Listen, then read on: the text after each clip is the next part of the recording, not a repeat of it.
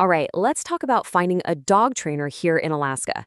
If you've got a dog, life here is, well, it's a little different. So today we're going to break down how to find the right person to help you and your pup really enjoy everything this incredible state has to offer and do it safely.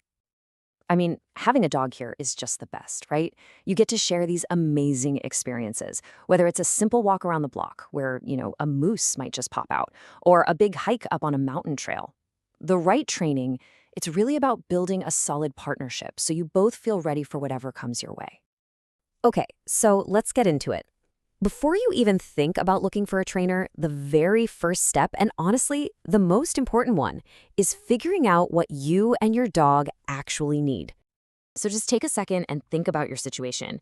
Do you have a brand new puppy who needs to learn everything from the ground up?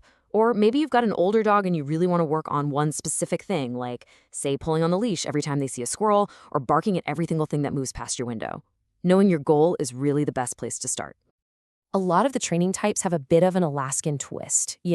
Puppy training isn't just about the basics. It's about figuring out potty training when it's 20 below zero.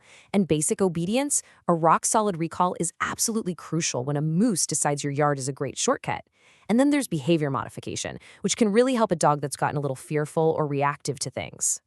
Next up, think about how you learn best. Group classes are awesome, especially in the winter, for practicing focus with other dogs around in a nice, warm indoor spot. But if you have really specific issues, you just can't beat private lessons. And training right in your own home can be a huge help here, since a lot of behaviors, like going crazy at the front door, happen right there, especially during those long, dark winters. All right, so you've got a good idea of what you need. Let's move on and talk about how to spot a qualified, effective trainer who can actually help you get there. So one of the key things you're going to want to look for is a trainer who uses positive reinforcement. It's a science-backed method that basically uses rewards, like treats or praise, to encourage the behaviors you want to see.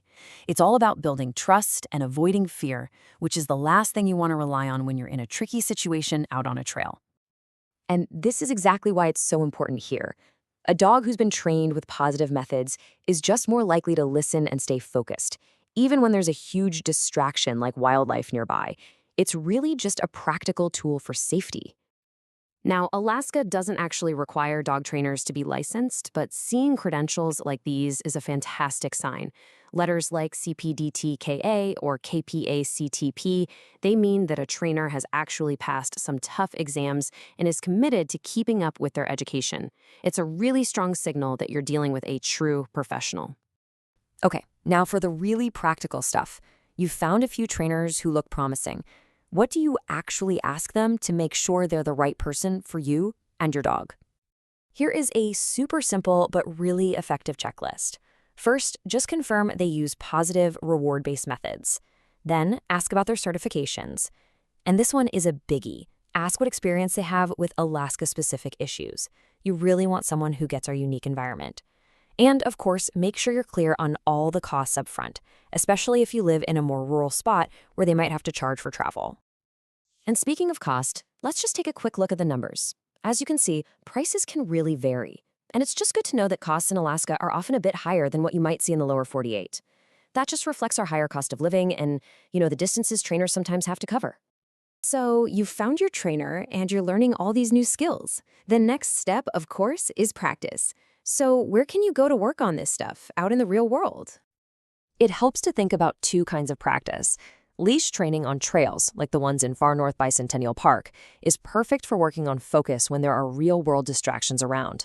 But for off-leash skills, like recall, you absolutely want to start in a safe, fenced area like University Lake Dog Park. That way, you can build up those skills step by step.